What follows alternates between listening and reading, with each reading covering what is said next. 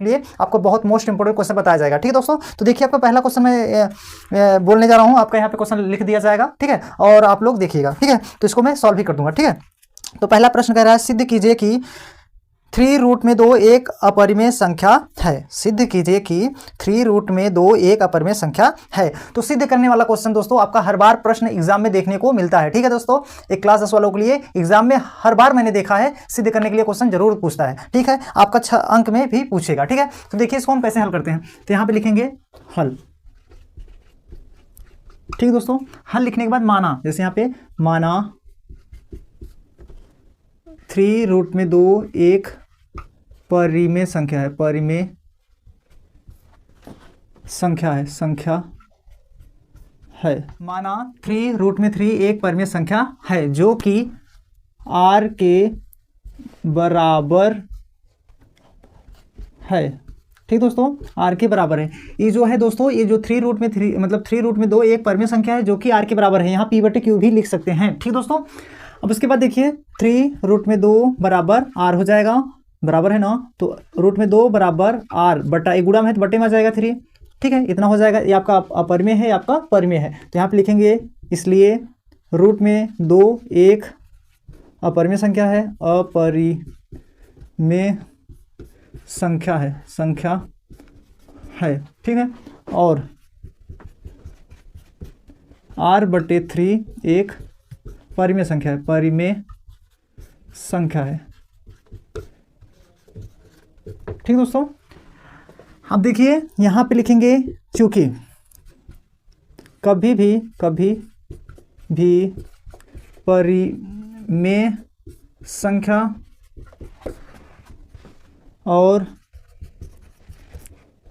अपरिमेय संख्या आपस में बराबर या समान नहीं होगा। ठीक दोस्तों, कभी भी परिमेय संख्या और अपरिमेय संख्या आपस में बराबर कभी नहीं होते हैं। ठीक है दोस्तों, अब देखिए तो ये वाला प्रश्न यहाँ पे उतारेंगे, रूट में 2 बराबर r/3 बराबर नहीं होगा तो इसको नॉट इक्वल टू लग जाएगा। 3 रूट में 2 बराबर r है तो इसमें भी नॉट इक्वल टू लग जाएगा। इसके बाद यहाँ लिखेंगे अतः विरोधाभास के कारण। ठीक है, विरोधाभास के कारण। ठीक है, ये जो है आपका 3 रूट में 2 एक अपरिमेय संख्या है। ठीक दोस्तों, यही प्रूव करना था। PROVED। ठीक है दोस्तों, इतना करेंगे तब जाके आपको एग्जाम में अंक जो मिलेगा 6। ठीक है, तो तब जाके आपके 6 अंक मिलेगा एग्जाम में। ठीक दोस्तों, सिर्फ इतना ही करना रहेगा और ज़्यादा इसमें कुछ भी नहीं करना रहेगा। ठीक दोस्तों, आई होप आपको अच्छे से समझ में आ गया। ठीक दोस्तों, तो दोस्तों इसको आप लोग स्क्रीनशॉट ले लीजिए, तो मैं अगला प्रश्न बोलूँ। आई होप ले लिए होंगे दोस्तों। तो देखिए दोस्तों, अब अगला प्रश्न मैं बोलने जा रहा हूँ। ठीक है, तो देखिए आपका अगला प्रश्न क्या कह रहा है।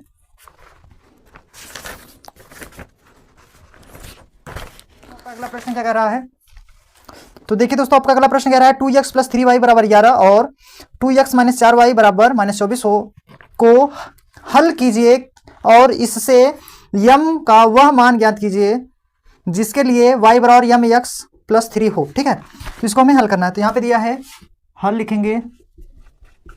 ठीक है, 2x + 3y = 11 दिया है। ठीक है, इसके बाद 2x - 4y = -24 दिया। ठीक है, अब इसको हम समीकरण 1 और 2 से मान करके हल करेंगे। ठीक है दोस्तों, अब इसको देखिए, a और मतलब यहाँ माइनस, यहाँ प्लस, यहाँ पे प्लस, ये कट जाएगा, a और a जुड़ जाएगा। 7y बराबर, इसको जोड़ेंगे 35 हो जाएगा। 7 × 5 = 35, तो y = 5 आ जाएगा। यहाँ 7 × 5 = 35, तो y का मान 5 आ गया। अब y इसको समीकरण 1 मान लीजिए, इसे 2। ठीक है, समीकरण y का मान समीकरण 1 में रखने पर एक कौन सा है आपका, 2x + 3y = 11। अब देखिए 2x + 3y का मान 5 = 11। अब यहाँ पे 2x = 11, 5 से 15 उधर जाएगा तो -15 हो जाएगा। ठीक है, 2x बराबर, इसमें से घटाएंगे -4 आ जाएगा, इसको काटेंगे 2 दूना 4 तो -2 आ जाएगा, तो x मान 2 आ गया। अब उसके बाद इसमें दिया है यम का मान ज्ञात करना, ठीक ना। इसमें क्या कर रहा है, यम का मान ज्ञात करना है। और y बराबर दिया है, y बराबर यम एक्स प्लस 3, ये दिया हुआ है, ठीक ना। अब देखिए इसमें यम का मान ज्ञात करना है, y का मान कितने दिया 5, यहाँ पे 5 रखेंगे बराबर यम गुणे एक्स मान माइनस 2 प्लस 3, ठीक है ना। यहाँ पे यम का मान दिया मतलब एक्स मान दिया 5, अब इसका इसमें गुणा कराएंगे माइनस 2 यम हो जाएगा प्लस 3। अब इसको इधर लाएंगे 2 यम हो जाएगा प्लस इधर आएगा प्लस बराबर 3, ये उधर जाएगा माइनस 5 हो जाएगा। 2 यम बराबर माइनस 2, घटाएंगे 5 में से 3 घटाएंगे तो माइनस 2 आएगा, ये और ये कट जाएगा, यम बराबर माइनस 1। तो ये आपका यम का मान पूछ रहा था दोस्तों, तो यम का मान कितना हो जाएगा माइनस 1, यही आपका आंसर हो जाएगा। ठीक दोस्तों, इतना हम लोग जाके हल करेंगे तब आपको मिलेगा जो है 4 अंक आपका मिलेगा। ठीक है दोस्तों, तो आई होप आपको अच्छे से समझ में आ गया होगा दोस्तों। ठीक है दोस्तों, तो इसका भी ले लीजिए आप लोग स्क्रीनशॉट, आई होप ले लिए होंगे दोस्तों।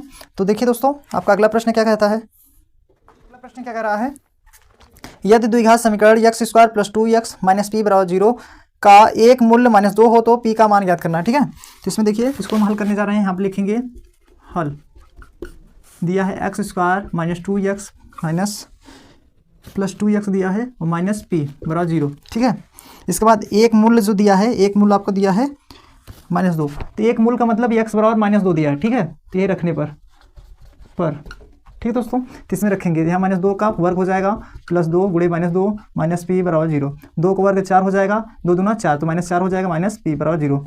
ठीक है, ए से कट जाएगा 0 आ जाएगा माइनस पी बराबर 0। अब इसको उधर ले जाएंगे पी बराबर 0 आ जाएगा, तो आपका पी का मान पूछ रहा है दोस्तों। ठीक है, पी का मान कितना आ गया 0, यही आपका पी का मान पूछ रहा था इसमें, तो ये जो आपका पी का मान पूछ रहा था यही आपका आंसर हो जाएगा। ठीक दोस्तों, आई होप ये प्रश्न आपको समझ में आ गया होगा, ये आपका 2 नंबर में पूछेगा। ठीक है, अब देखिए अगला प्रश्न क्या कह रहा है, सेम इसी के जैसा है, थोड़ा सा डिफरेंस है। आपका कह रहा है द्विघात समीकरण x square plus 2x plus 3/2 बराबर 0 का विविधकर ज्ञात कीजिए। ठीक है दोस्तों, द्विघात समीकरण x square plus 2x plus 3/2 बराबर 0 का विविधकर ज्ञात कीजिए, ये भी 2 अंक का है। ठीक है, तो देखिए इसको हम कैसे हल करते हैं, दिया है हल लिखेंगे x square plus 2x plus 3/2 बराबर 0 का विविधकर ज्ञात करना, विविधकर का मतलब डी ज्ञात करना है ना, डी का मान। ठीक है, तो दोस्तों डी का मान ज्ञात करने के लिए डी बराबर सूत्र क्या होता है, बी स्क्वायर माइनस 4ac। ठीक है, ये आपका फार्मूला होता है। ठीक ना, ये विविधकर का फार्मूला यही होता है। ठीक है ना दोस्तों, तो इसके बाद हम लोग ये जो समीकरण दिया है इसको हम हल करेंगे। तो ये जो समीकरण दिया है हम क्या करेंगे, ए एक्स स्क्वायर से तुलना करेंगे, तो यहाँ पे बी स्क्वायर माइनस 4ac यहाँ लिख दे रहे हैं बराबर 0 कर दे रहे हैं। ठीक है, डी बराबर जाने दीजिए, इसको मिटा दीजिए, यहाँ पे हम तुलना करके हल कर दे रहे हैं। ठीक है, तो a x square plus b x plus c बराबर 0 से तुलना करने पर अब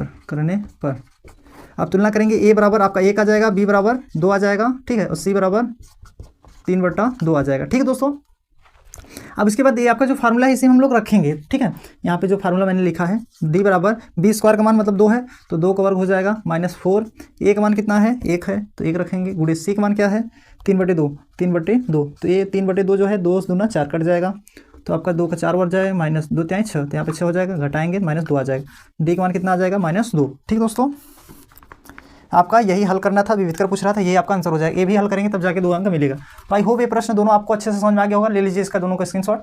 तो आई होप ले लिए होंगे दोस्तों। तो देखिए दोस्तों, आपको अगला प्रश्न मैं बताने जा रहा हूँ। ठीक है, इसका स्क्रीनशॉट आप लोग ले लिए होंगे आई होप, तो इसे मैं इरेज कर दे रहा हूँ। आपका अगला प्रश्न क्या कह रहा है, तो आपका अगला प्रश्न कह रहा है 5 cos स्क्वायर 60 अंश प्लस, देखिए आपका अगला प्रश्न 5 cos स्क्वायर 60 अंश प्लस 4 sec स्क्वायर 30 अंश माइनस 10 स्क्वायर 45 अंश बटे sin स्क्वायर 30 अंश प्लस cos स्क्वायर 30 अंश का मान ज्ञात कीजिए। ठीक है दोस्तों, तो इसको हम हल करने जा रहे हैं, तो यहाँ पे लिखेंगे हल। ठीक है, तो आपका दे रहा है 5 cos स्क्वायर 30 अंश। ठीक है, पहला 60 दिया है, सॉरी 60 अंश प्लस 4 sec स्क्वायर 30 अंश माइनस 10 स्क्वायर 45 अंश। ठीक है, बटे साइन स्क्वायर 30 अंश प्लस कॉस स्क्वायर 30 अंश। ठीक है, का मान ज्ञात करना है। ठीक है, मान ज्ञात करना है, तो अब हम इसको हम हल करेंगे, तो यहाँ पे लिखेंगे 5, देखिए cos 60 अंश मान क्या होता है 1/2 होता है, इसका वर्ग हो जाएगा प्लस अब 4, अब देखिए sec 30 अंश मान, पहले नंबर तो हम लोग जानेंगे cos 30 अंश मान क्या होता है, तो आपका होता है रूट में 3/2, तो इसका हो जाएगा 2/√3 हो जाएगा, उल्टा हो जाता है। ठीक है, वर्ग कर देंगे, -10 45 मान 1 होता है, 1 का वर्ग कर देंगे, बटे ये वर्ग है दोस्तों, अब इसके बाद साइन, देखिए साइन स्क्वायर 30 अंश, तो 30 अंश मान क्या होता है 1/2 होता है, इसका वर्क कर देंगे, प्लस इसका क्या होता है रूट में 3/2 होता है, इसका वर्क कर देंगे। ठीक है दोस्तों, अब क्या करेंगे 5 गुणे 1/4 हो जाएगा, प्लस 4 गुणे 2 का वर्ग 4 होता है, बटा 3 आएगा वर्ग, मतलब रूट से बाहर निकल जाएगा, हो जाएगा वर्क करेंगे तो रूट से बाहर हो जाएगा, -1 का 1 ही होता है, बटा 1/4 कर देंगे, प्लस यहाँ 3/4 हो जाएगा, वर्क कर दिया गया। ठीक है, अब हम क्या करेंगे इसके आगे, अब देखिएगा 5 × 5/4 प्लस 4 × 16/3 -1/1 मान लिया गया, इसका हर सेम है तो ऊपर जोड़ेंगे 4/4, हर सेम रहता तो ऊपर जोड़ते हैं, इसको भाग करेंगे 1 आ जाएगा, तो इसका आ जाएगा आपका लस करेंगे तो आपका 12 आ जाएगा, 4 × 12 तो यहाँ 5 × 15 हो जाएगा, फिर इसका 4 16 16 में 32 उड़ते हैं, 48 16 चौका 64 हो जाएगा, फिर 12 × 12 बटा 1 हो जाएगा भाग करने पे।